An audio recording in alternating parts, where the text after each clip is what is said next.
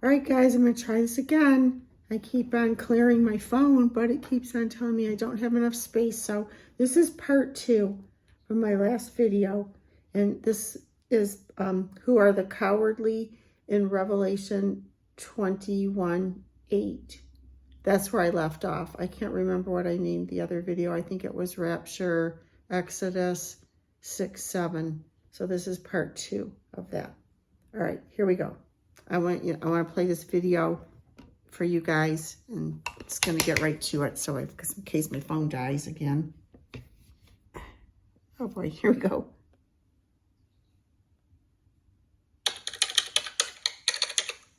Who are the cowardly in Revelation 21:8?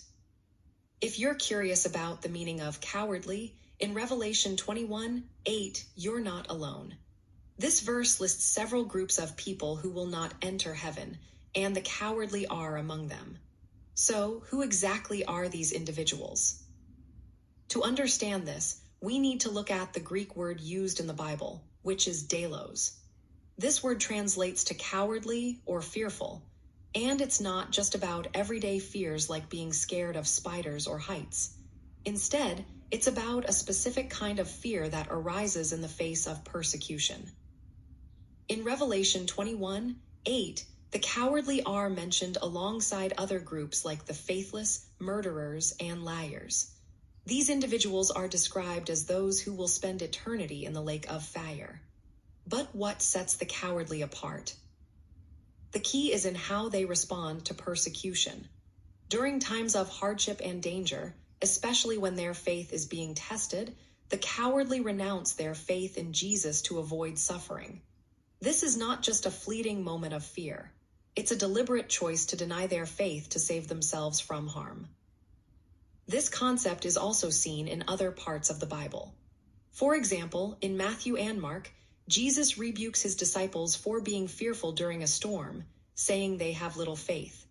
Here, the fear is not about the storm itself, but about their lack of trust in Jesus' power and presence. Peter, one of Jesus' disciples, is another example. He denied Jesus 3 times out of fear for his own safety, showing that even those close to Jesus can struggle with cowardice. However, Peter later strengthened his faith and became a bold follower of Christ. The Bible emphasizes that God's people should be strong and courageous, not fearing their enemies because God is with them. Moses told the Israelites, "Be strong and courageous. Do not fear or be in dread of them, for it is the Lord your God who goes with you. He will not leave you or forsake you." Deuteronomy 31:6. In essence, the cowardly in Revelation 21:8 are those who let fear control their actions, leading them to abandon their faith when it matters most. This is contrasted with believers who continue to trust in Jesus and confess his lordship even in the face of trials and persecution. So, if you're dealing with fear and wondering if it's a sign of being one of the cowardly, remember that it's how you respond to that fear that matters. Turning to God and trusting in his power and presence can help you overcome fear and live boldly in your faith. Okay, guys, so I just want to make it clear that this is about those who have literally abandoned their faith, not merely someone that is, scared, but has not abandoned their faith. So we all have times of, doubts and where our faith may be little, but I want to encourage you all, take this to the Lord in prayer, because I'm not going to pretend to understand it all.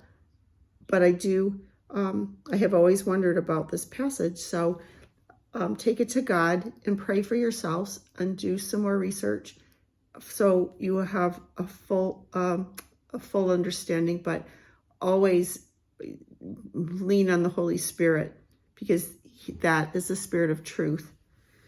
All right, I love you all. And since I've been at this for hours, because like I said, my phone kept dying on me. I keep stopping, clearing it, more things off it. Finally, I shut it off after I cleared it and rebooted it, so that seemed to help. But all right, guys, I love you all, and it's a nice weather day, which I like it cooler to get tracks out. So I'm going to go out witnessing, and I encourage you to be sharing the gospel now. Be about the Father's business, and rejoice, because we're going home. Love you all. Bye.